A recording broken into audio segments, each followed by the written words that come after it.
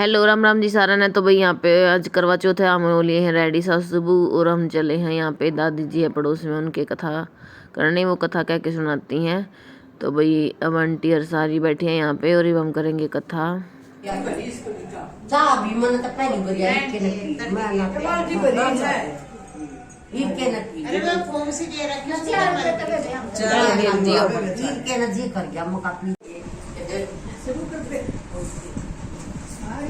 इसे भी थे इतने थे हमें ये नहीं थे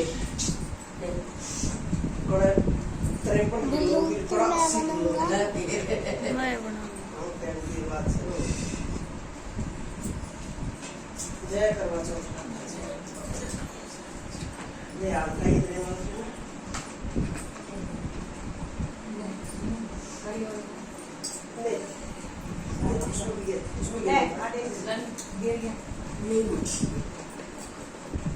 तो सारा कहते बेटा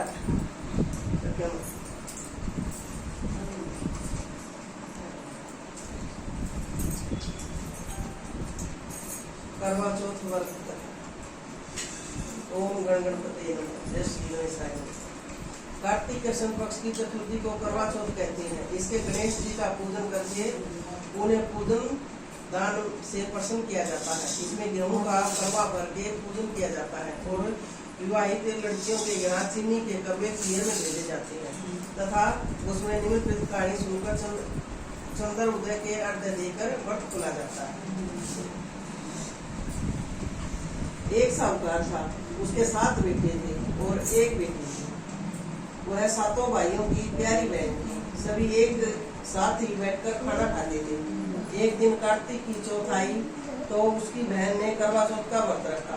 सारे भाई भोजन करने आए और अपनी बहन से बोले, आ बहन तू भी भोजन खा ले। उसकी माँ बोली, आज यह खाना नहीं खाएगी, इसका करवा चौथ का व्रत है, तब चांद निकलेगा तभी खाना खाएगी। तो उसके भाइयों ने छल कपट से जंगल में आग जलाकर छलनी में से चांद दिखा दिया। तो वह अपनी भाभीियों से बोली, चलो भाभी चांद निकल आया, अर्घ दे दे। तो उसकी भाभी बोली, ये तो तेरा चांद निकला है, हमारा चांद तो रात को निकलेगा। यह सुनकर भाइयों के कहने से उसने चांद को अर्घ दे दिया और खाने बैठ गई। पहला टुकड़ा तोड़ा बाल निकला, दूसरा तोड़ा छींक मारी, तीसरा तोड़ा तो राजा के घर से बुलावा आ गया। राजा का लड़का बीमार है, जल्दी भेजो। माँ ने लड़की के पहने के लिए 3 बार सिंदूर खोला, लेकिन तीनों बार सफेद साड़ी निकली। अब उसको सफेद कपड़े पहनाकर ही ससुराल भेज दिया और माँ ने लड़की के पल्ले में सोने का सिक्का बांध दिया। बोली, रास्ते में जो भी मिले पैर पड़ती जाइए और जो तुझे सुहाग का आशीर्वाद दे उसे सोने का सिक्का दे देना और पल्ले गांठ बांध ले। अब उसे रास्ते में कोई भी मिला, सबके पैर पड़ती गई, किसी ने भी सुहाग का आशीर्वाद नहीं दिया। अब वह ससुराल में आई तो दरवाजे पर छोटी नंद खड़ी थी। वो उसके पैर पड़ी और नंद बोली, सीली हो, सपूती हो, 7 बेटों की माँ हो, मेरा भाई का सुख देखो। अब उसने सोने का सिक्का नंद को दे दिया और पल्ले गांठ बांध दी। उसके बाद वह अंदर आई, आकर देखा कि उसका पति मरा पड़ा है। अब वह उसे लेकर एक कोठरी में पड़ी रहती। 1 साल तक उसकी सेवा करी। उसकी सास बंदी ने हाथ बची कुछ रोटी भेज देती। इस प्रकार उसे अपने पति की सेवा करते करते 1 साल हो गया। करवा चौथ का व्रत आया। सारी पुरुषों ने हाथ धोकर करवा चौथ का व्रत रखा। सब ने सिर धोकर हाथों में मेहंदी लगाई, चूड़ियां पहनी। वह सब देखती रही। एक पुरुष ने बोली, तू भी करवा चौथ का व्रत कर ले। वह बोली, मैं कैसे करूं? तो वह बोली, चौथ माता की कृपा से सब ठीक हो जाएगा। उसके कहने से उसने व्रत रखा। थोड़ी देर बाद कड़वे बेचने वाली आई। करवे लो भाइयों की प्यारी करवे लो, ये करवे वाली मेरे को भी करवे देगा। वह कहने लगी, मेरी दूसरी बहन आएगी और वह तेरे को करवे देगी। दूसरी आई, करवे लो भाई की प्यारी करवे लो, ये करवे वाली मेरे को भी करवे दे दो। वह बोली, मेरी तीसरी बहन आएगी तो तेरे को करवे देगी। इस तरह 5 बहन आकर चली गई, पर किसी ने भी उसको करवा नहीं दिया। फिर छठी बहन आई तो बोली, मेरी 7वीं बहन आएगी, वह तुझे करवा देगी। बस तू सारे रास्ते में कांटे बिखेर कर रख देना। जब तेरा खूब चिल्लाती हुई आएगी तो उसके पैर से कांटा चुभ जाएगा, तब तू सुई लेकर बैठ जाना और उसके पैर पकड़कर छोड़ना मत और उसके पैर से कांटा निकाल देना।